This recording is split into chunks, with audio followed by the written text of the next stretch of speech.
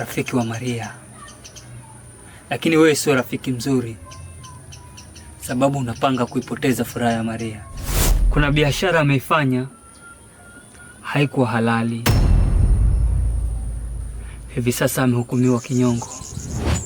Hebu acha masiara wewe.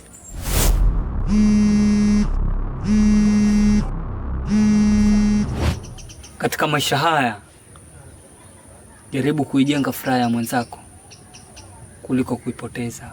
Haya bwana Leche, hebu nisikilize kwa makini. Unanikosea sana. Kwa kweli unanikosea mzee mtaa wangu. Tambua kwamba Bambanya na Maria wote wanasubiria mimi.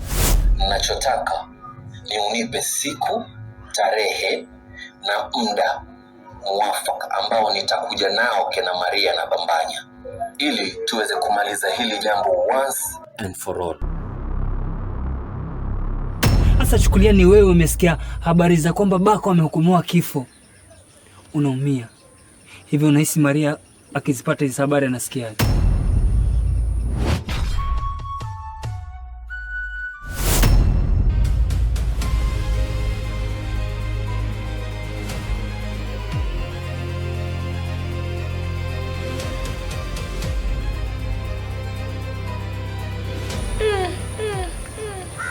Lakini mimi nastahili nibadilike.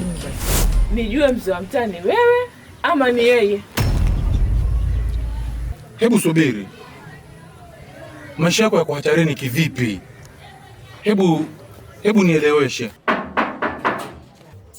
Ingia mlango wazi.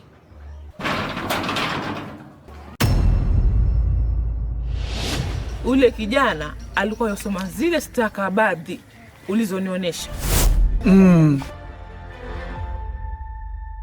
Mambo mengine huwa ni ya kiserikali. Hakuna siku mimi Bambanya nitaachana naye. Unajua sija kuelewa kabisa. Eti umefuata Bambanya bwanako. Ulimpeza lini baba mtabonako? Wewe sio unajifanya kide mjau. Tulia nikuonyeshe picha. Kumbe unijui vizuri mimi. Pita ende zako. Tembeza kipwinto.